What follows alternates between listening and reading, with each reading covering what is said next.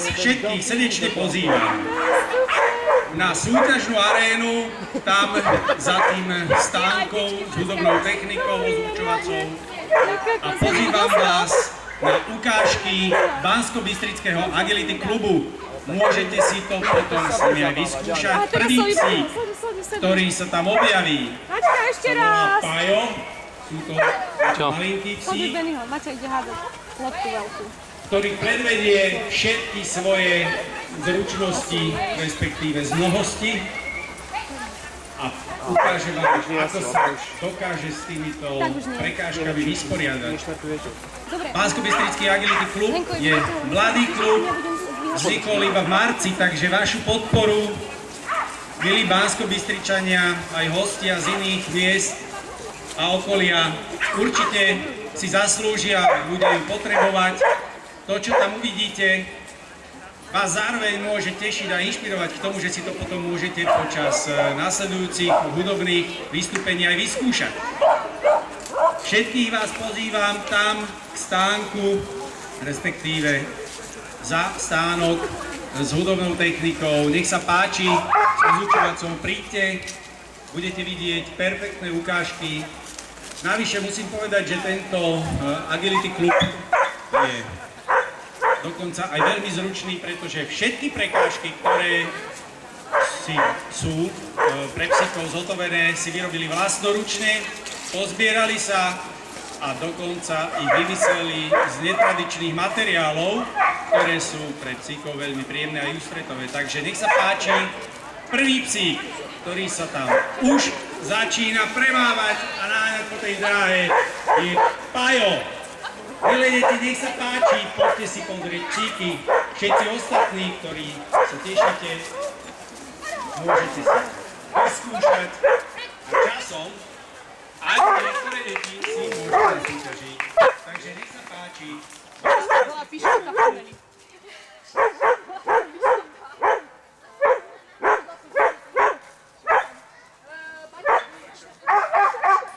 Ja som sa medzi tým presunul sem v súťažnej ploche.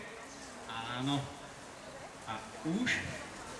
A teraz z prvého psíka už teda máme za sebou. A teraz bude bežať Martinka. A to šteniatko sa volá Princ. Skáče cez jednoskokové prekážky. Ide to veľmi dobre a Martinka je rovnako šikovná. Ako dlho trvá tým?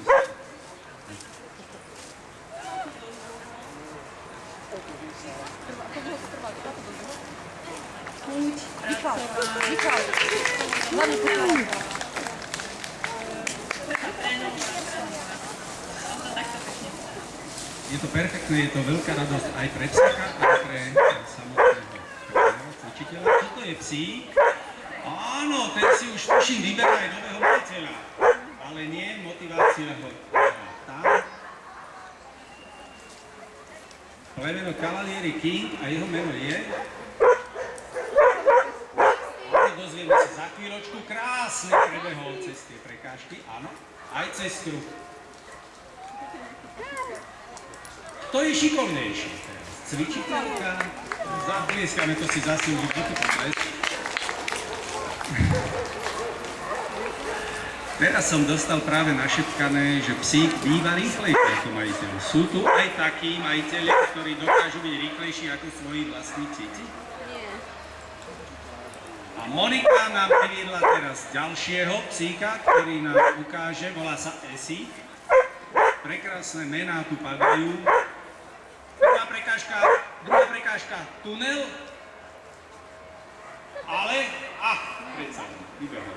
Už to vyzeralo, že tam aj zostal.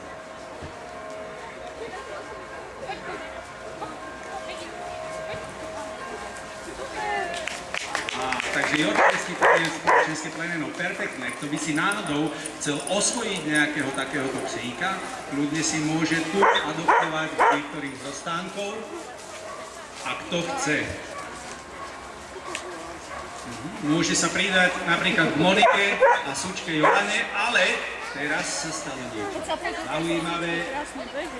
Jolanka šteniatko nepreskočila, za to prepehla. Vybrala si takúto svoju najlepšiu a najjednoduchšiu dráhu.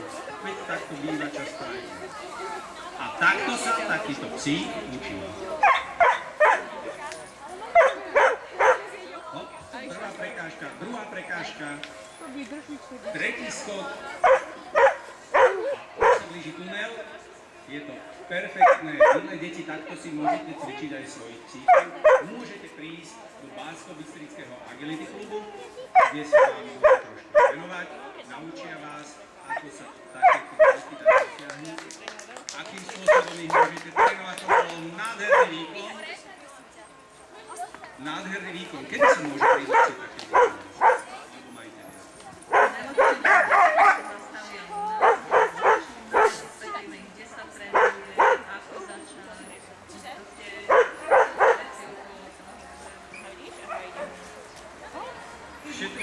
Všetko, čo je potrebné, si dozviete momentálne aj tu, a inak vás nájdú kde.